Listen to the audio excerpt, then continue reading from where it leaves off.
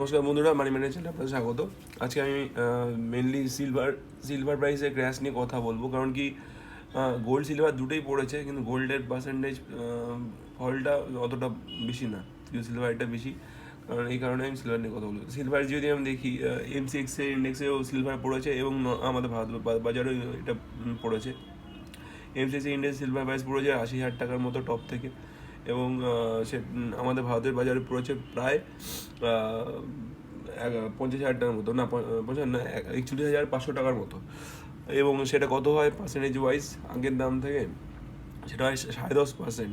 এবং এর আগে সিলভার পড়েছিল, এর আগের দিনও পড়েছিল, তখন 4,10,000 থেকে সিলভার পড়ে যায় 3,95,000-এ, একদিনে প্রায় 15,000 টাকার ডিপ। সেখান থেকে আজকে মানে গতকাল চলে এসছে 3,58,000-তে। অর্থাৎ অল টোটাল যদি দেখি আমি, প্রায় 10.5%-এর ডিপ, এবং সেখান 4,10,000 থেকে, এবং দাম চলে এসছে 3,58,000-তে। তাহলে এই যে মানে টপ থেকে একটা হাই লেভেল ফল সিলভার প্রাইসে, সেটা নিয়ে আমি আগেই আপনাদের অ্যালার্ট করেছিলাম। কারণ কি আমি আগে থেকে বলেছিলাম সিলভার প্রাইস টপ হাই ভলিউমে, মানে হাই রেঞ্জে ট্রেড করছে, এবং এখান থেকে যখন তখন পড়তেই পারে। এবং সেটা কারেকশন যদি অনেক সময় হয়, বেশি হতে পারে, কমও হতে পারে। যেমন দেখুন, এখানে বেশি হয়েছে, এই অন্য আগের দিনগুলো এতটা বেশি হয়নি, এখানে অনেকটা বেশি হয়েছে। কিন্তু আমি এটাও বলছি না যে আবার এখান থেকে রিকভার করবে না, হ্যাঁ করতে পারে, রিকভারও করে যেতে পারে। এবার সামনে বাজেট আছে, বাজেটে কীরকম ফিডব্যাক আসে বাজেটে সিলভার প্রাইস গোল্ড প্রাইস নিয়ে, তার উপরে সিলভার প্রাইস গোল্ড প্রাইস তাকিয়ে থাকবে।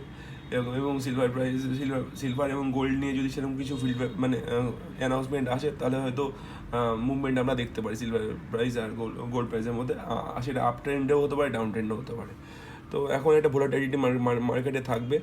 সেটার জন্যই আমি একটা মানে সবসময় বলি, মানে বাজেটের আগে কখনোই কোনো কিছু নিয়ে ট্রেড করাটা ঠিক নয়। আপনারা যারা চাইছেন সিলভারে সামান্য হলেও ইনভেস্ট করবেন, আমি বলবো বাজেটটা বেরিয়ে যাক, তারপরে ইনভেস্ট করুন। এবং করলেও খুব সামান্য নিয়ে ইনভেস্ট করবেন। ইটিএফগুলোও অনেকটা করে পড়েছে, কোনোটা 18.5%, কোনোটা 13.5%, একদিনে অনেকটা করে পড়ে গেছে, মানে বড় বড় ডিসকাউন্ট হয়ে গেছে।